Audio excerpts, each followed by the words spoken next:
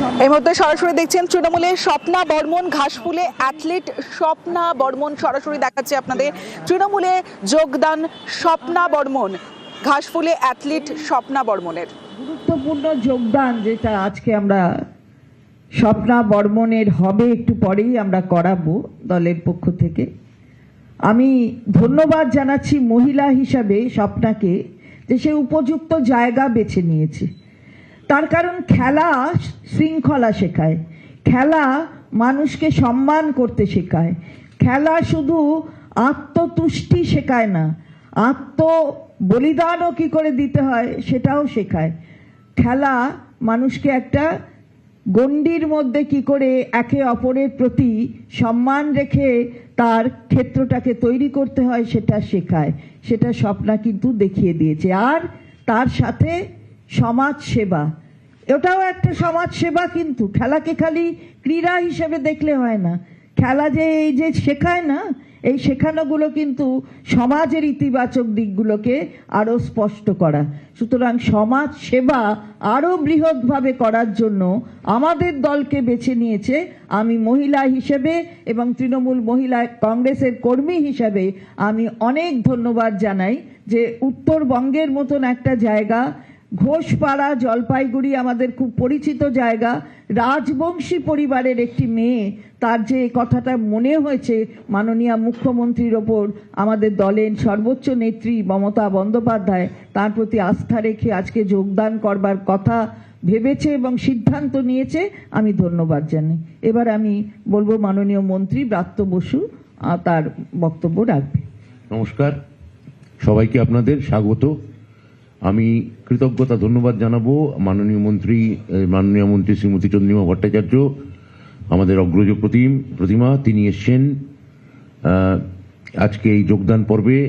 এসছেন শিলিগুড়ির মহানাগরিক রাজ্যের প্রাক্তন মন্ত্রী শ্রী গৌতম দেব, তিনি এখানে উপস্থিত। এবং বুঝতেই পাচ্ছেন উত্তরবঙ্গ যখন আছে, উত্তরবঙ্গের হাওয়া মিশিয়ে আমাদের উত্তরবঙ্গে সোনার টুকরো মেয়ে স্বপ্না বর্মন, তিনি আজকে এখানে এসেছেন তৃণমূল কংগ্রেসে যোগ দেওয়ার জন্যে। স্বপ্নাকে আমরা অনেক অনেক তৃণমূল কংগ্রেস পরিবারে স্বাগত জানাবো। আমার প্রথমেই যেটা মনে পড়ছে সেটা হচ্ছে সিমিত আমিনের বিখ্যাত সিনেমা চাক দে। আজকে স্বপ্নার জন্য আমার বলতে ইচ্ছে করছে যে চাক দে। মনে পড়ছে আমির খানের সিনেমা বিখ্যাত দঙ্গল, যেখানে একটা প্রত্যন্ত হরিয়ানা গ্রাম থেকে ভারতবর্ষের সোনার টুকরো মেয়েরা সেখানে হকিতে অস্ট্রেলিয়াকে হারিয়ে স্বর্ণপদক পেয়েছিল। কিন্তু সেখানে হকি বা কুস্তি যাই বলুন না কেন, সেটা রূপক। রূপকের মধ্যে অনেক ফ্যান্টাসি থাকে, সিনেমার মধ্যে অনেক কল্পনা থাকে, কিন্তু এক কল্পনা না, একেবারে বাস্তবের মেয়ে স্বপ্না বর্মন ন্যাশনাল গেমসে সোনা জিতেছেন, এশিয়ান গেমসে সোনা জিতেছেন, কমনওয়েলথ গেমসের দেশকে পদক এনে দিয়েছেন, অর্জুন পুরস্কার পেয়েছেন এই স্বপ্না বর্মন। একে আমাদের তৃণমূল কংগ্রেসে একমাত্র তার জায়গা। আমরা ডঙ্গলে কুস্তিগির মেয়েটির কি হয়েছিল আমরা জানি না পরবর্তী ক্ষেত্রে, কিন্তু তার একটা বাস্তবের উদাহরণ আছে। যখন বিনেশ ফোগট, সাক্ষী মালিক, বজরং পুনিয়া যখন দিল্লির রাস্তায় এসে বসে, কেননা বিজেপির কেন্দ্রীয় যে ক্রীড়া উপদেষ্টা ব্রিজভূষণ, তিনি কিভাবে আমাদের দেশের মেয়েদের দেখেন, সেটা ক্রীড়াবিদ মেয়েদের বিশেষত কিভাবে দেখেন, সেটাই বজরং পুনিয়া বা সাক্ষী মালিক বা বিনেশ ফোগটদের ওই টানা ধারাবাহিক আন্দোলন আমাদের দেখিয়ে দিয়েছিল।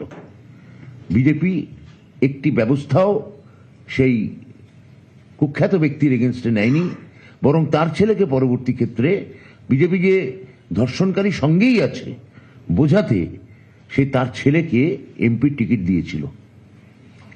এটা গোটা ভারতবর্ষের যারা ক্রীড়াবিদ মহিলারা তাদের অন্তরাত্মাকে কাঁপিয়ে দিয়েছিল, নাড়িয়ে দিয়েছিল। উত্তরপ্রদেশে কোনো তৃণমূল কংগ্রেস নেই, পাঞ্জাবে কোনো তৃণমূল কংগ্রেস নেই, তামিলনাড়ুতে কোনো তৃণমূল কংগ্রেস নেই বা দিল্লিতে নেই, কিন্তু পশ্চিমবঙ্গে একটা মমতা বন্দ্যোপাধ্যায়ের দল আছে, তৃণমূল কংগ্রেস আছে, যেটা চন্দ্রিমাদি বললেন যে যেখানে মহিলাদের মর্যাদা আছে, মহিলাদের সম্মান আছে এবং মহিলাদের পাশে দাঁড়ানোর, মহিলাদের আরো এগিয়ে দেওয়ার জন্য একটা উপযুক্ত পরিসর আছে।